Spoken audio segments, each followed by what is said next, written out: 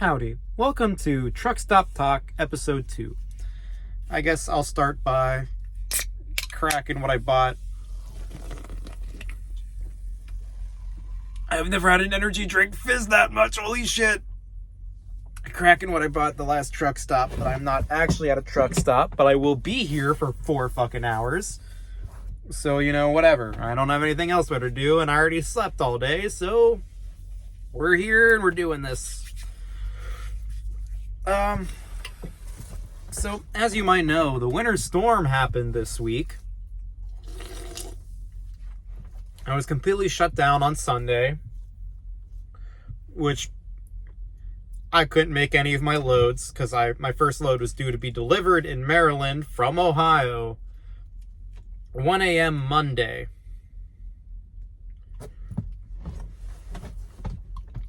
But then I get a call 9 a.m. Monday morning saying like, hey, the ban was lifted. If you feel safe, how do you feel about trying to make it today? And I'm like, sure, ban was lifted. I can do that. I'll plan to be there around this time. I'm going to get to my first stop around this time. Yada, yada, yada, so on and so forth. So I get my ass out of bed, drive on the snowy streets over to the truck, dig out my truck, go and pick up the load, and I start driving towards Maryland. And then when I'm driving towards Maryland, they reschedule it till 5 a.m. Tuesday morning. Yeah. No. They reschedule it for 5 a.m. Wednesday morning, which is in 6 hours from right now. Just for context, I already delivered that load because I got all the way down there. It was like, hey, I know it's got rescheduled for 5 a.m. tomorrow, but my dispatch knew I was going to be here 11 p.m. today. And also, it was supposed to be due 5 a.m. earlier today because I got there yesterday, and yesterday was Monday. And they're like, sorry, you aren't on the schedule for today. Go find a place to sit. And so I'm sitting at a truck stop, and I'm looking down 28 hours of sitting there, and I'm like, I'm bitching anyone who's going to listen to me. I'm bitching to the union reps. I'm bitching to dispatch.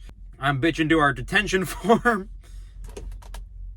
And as soon as I, put in, a formal request to get paid for these 28 hours of earning potential I'm losing sitting in the middle of Maryland, I suddenly get a call. It's like, hey, good news, they'll work you in. So I go do that, but they don't fix any of my other rescheduled stops because this is a load with 6 stops that I'm hauling right now, all in the same truck. Anyways, they unload me. I go back to that truck stop, and I'm like, okay, from here I can get to this one by 10:15 tonight. Think you can and at this point, okay, so it's Tuesday. Let's set this frame of reference because you guys are probably losing track. It's Tuesday. So I got back to the truck stop, and I'm looking at, okay, my second stop on this run is due to be 1 a.m. Wednesday now, after that whole debacle got cleared. And so I'm like, hey, I see on Google Maps that they start receiving as early as 10:15. I would really like to keep running so I can make it home for the weekend and reset my schedule after this wonky week. And like, oh sure, we can do that. We'll get in contact with them right now. And then I go to bed and I wake up and I get all the way here. It's 10:15 and they tell me that it's been rescheduled for 3 a.m. I asked them to move it forward 2 hours and they moved it back 2 hours. So I guess I'm just sitting here for 4 hours. Thankfully, they gave me a spot to sit because it's been a wonky week. I'm sure they understand that I'm not the only one running weird right now. But I really like that, hey, I communicated when I'm going to be here, what I need them to do, and they messed it up. They made it worse, actually. How do you fuck that up? Anyway, I'm sitting here And I will be sitting here unable to sleep because fuck me, I guess. This week I listened to the audiobook Mickey7. I finished The King in Yellow, or The Yellow King, or whatever it is. And as far as eldritch horrors go, it was just Christo-fascist propaganda trying to make going to hell seem scary. I don't care. There was a beautiful love story between this innocent man from America and this French prostitute, where the moral of that story is you could still be redeemed if you find a man who's innocent enough to be innocent, I guess. It was a very cute love story. It was kind of an anthology type story. All of The King in Yellow. And it weaned on from the most sinful people accidentally killing themselves to a little bit of a middle part where people that were kind of sinful but not in a way that would hurt themselves, a demonic entity came after them and killed them. And the back end was like people being redeemed and not having to go to hell. Wow, so scary, such madness there, mind-boggling. The key part of an eldritch horror is the eldritch madness, and it does not strike me in any kind of way that I care about anything that happened in the story as a way to be scary or drive me mad. It was just things happening, I guess. I do think it'd make a great opera. I somehow got that impression. So if anyone wants to write music based on that, go for it, I guess. But that's a little off topic. I listened to the entire audiobook of Mickey7, which is the novel that inspired the Mickey 17 movie. And there are some key differences. It was not as political. I mean, there's some political commentary, and I'll talk about it. It started with him being like, the Union, the socialist semi-communist society they had no spot for him, so he had a measly starving wage, and he got himself into some debt problems, and he kind of blamed the Union for that, but he just made some bad sports bets.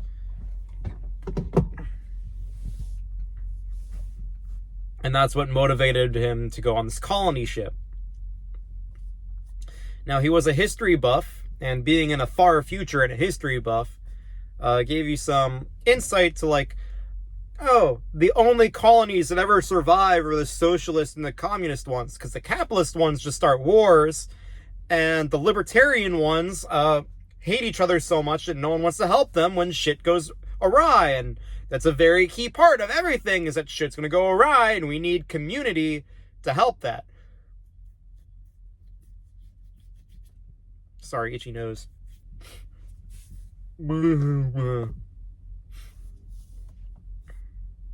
So we need community to help that. But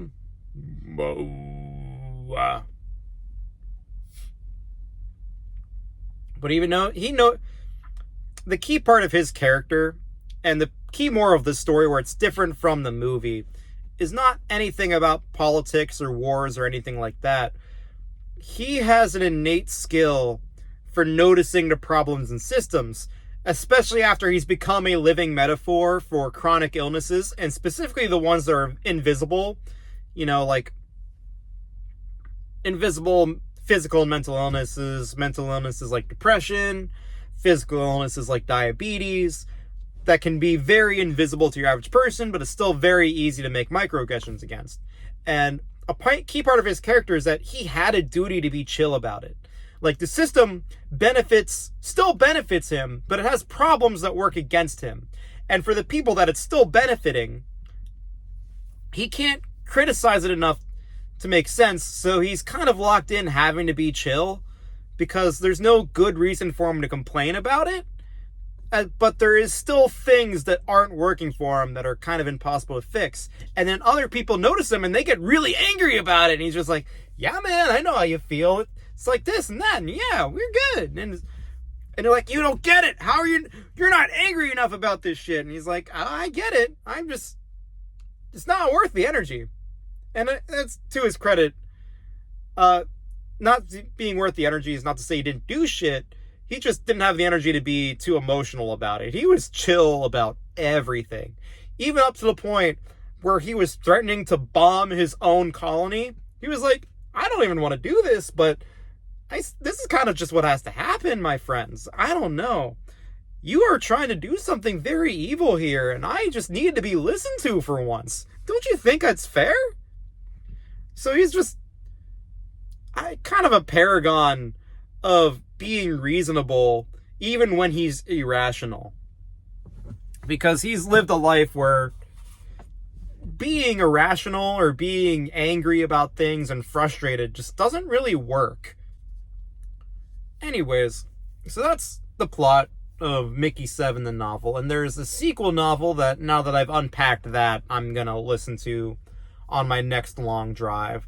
These are very short novels to listen to, so I recommend it.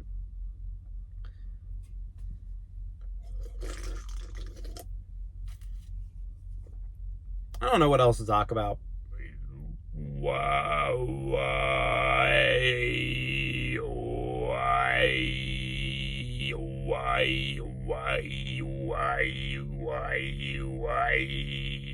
Oh, I can talk about some video game drama. I would like to talk about it on the next episode of Dirt Porn Nerdy, but that's going to be 2 weeks away, and it's probably going to be old news by then, and I'm not sure if Mona is going to know anything about it to talk about it.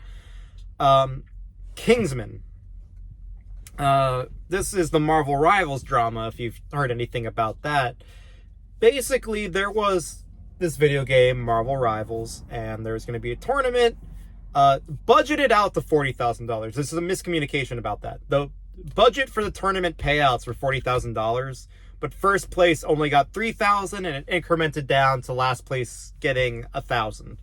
I don't know the brackets. I don't know how that worked. But there was this guy, and he got drafted to Cece's team, and Cece had drafted two of her friends and seemingly Kingsman just to carry the team, because Kingsman was first rated in some very niche characters. And it came to like the 2 practice days that he's telling them like, hey, I'm a college student. I really like to win this money because it could help me out of my situation. I could help you guys win. We're going to be running this strategy, and I think that we should do this. I recognize that this one person on our team is a kind of a one-trick pony. We have a couple of days of training to work that out. And they started dogging him. It's like, hey, you're not allowed to tell her what to play. We're not going to be playing meta. We're not here to win. How dare you care about the money?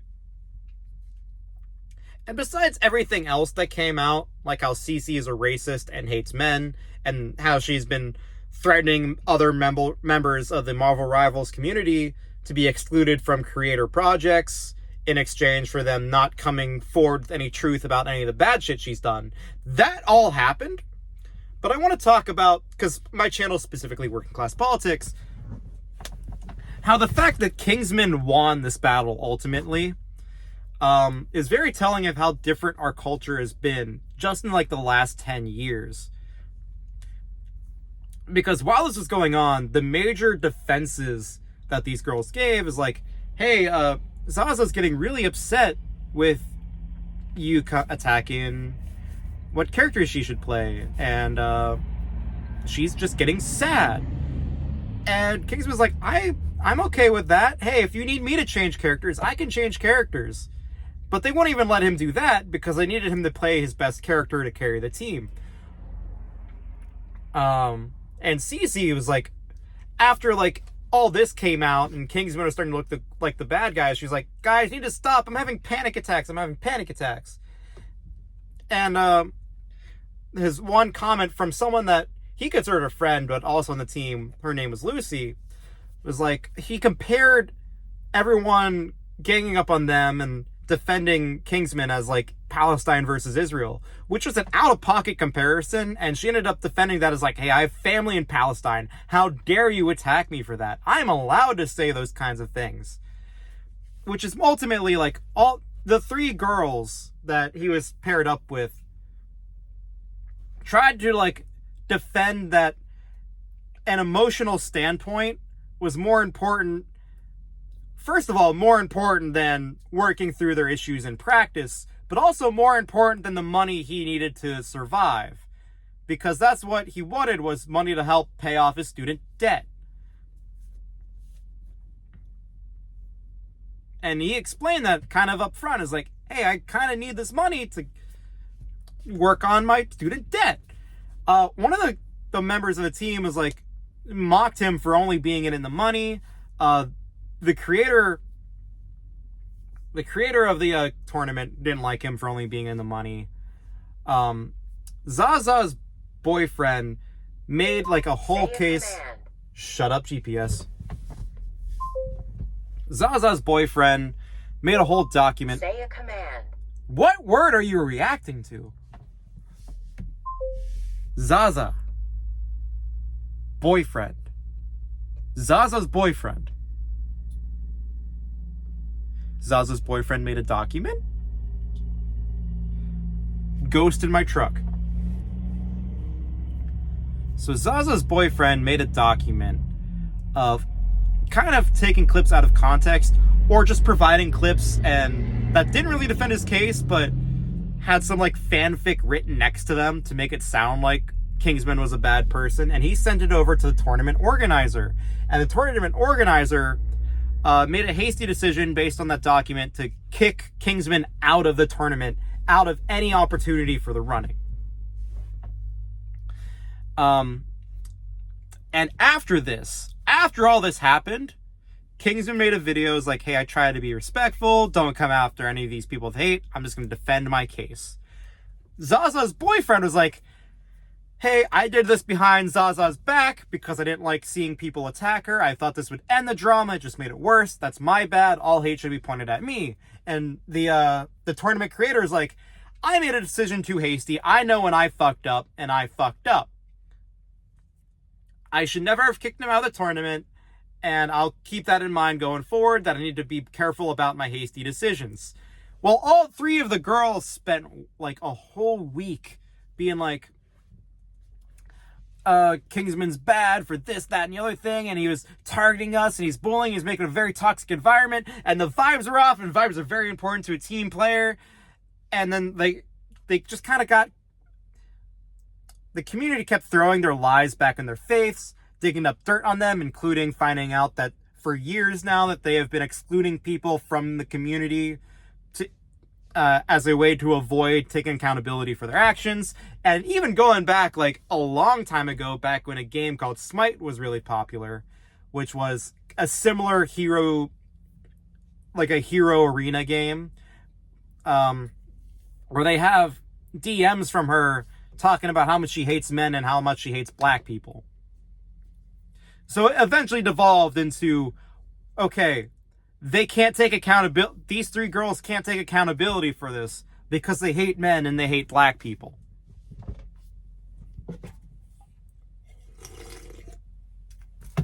Kingsman's black, by the way. That's important to the story now. It shouldn't be important to the story.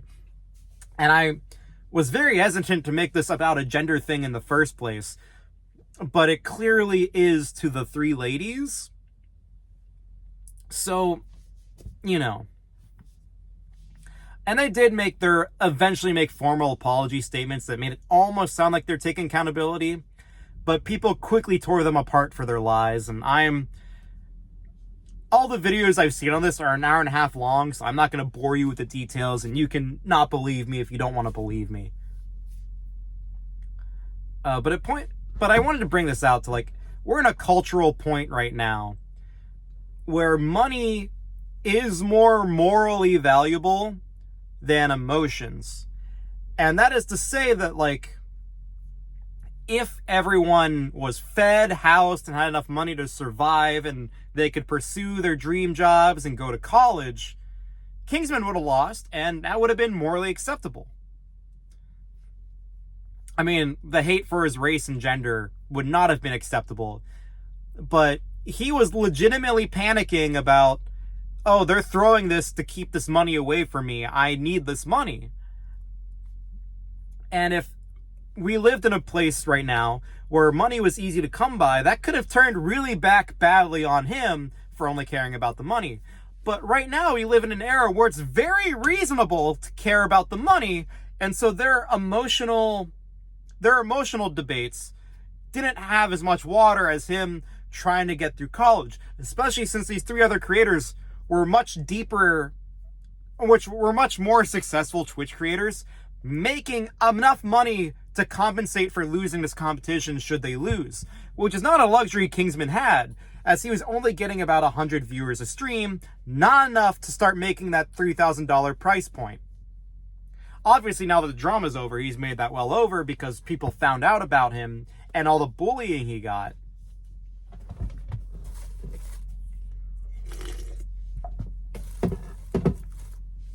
And as like some kind of divine punishment, at least 3 of CC's sponsors have all dropped her for all of her comments that have been dug up and her smear campaign against Kingsman.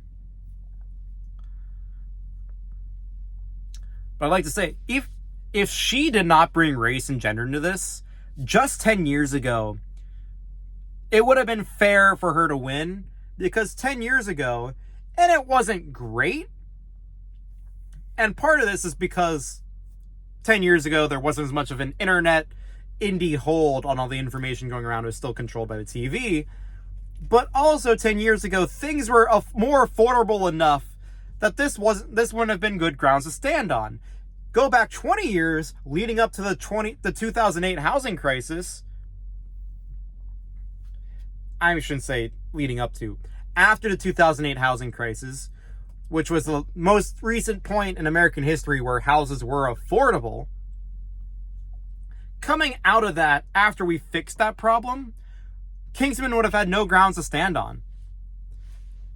And I think if we're going based on their base arguments, the 3 girls' emotional appeal and Kingsman financial appeal, if that was all we had to go on, in a different era, Kingsman would have lost that fight.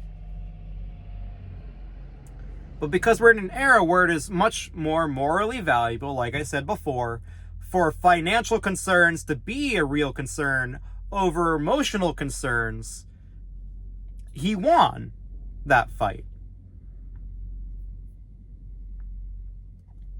Which brings me hope that financial concerns are going to outshadow some emotional concerns that make no sense.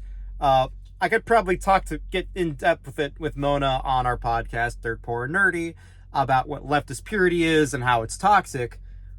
But leftist purity is like, you've heard of Christian purity, is like, you can't be gay because God said love is between a man and a woman. Well, leftist purity goes the other way. It's like, you're not doing enough if you're in a straight relationship. It goes both ways and it's evil either way. But the emotional appeals kind of come from this leftist purity, or pandering to people that believe in leftist purity. And I think the ultimate moral philosophy always comes down to working people that actually have lives, communicate, and would like to earn enough to survive. Because any other kinds of concerns only appear when people are fed and housed. But soon as people aren't being fed and housed again, it's all scrapped back to, hey, how do we get people fed and housed again? I can't keep making this tangent go longer. This video is already long enough. Thank you so much for watching, and stay a fan.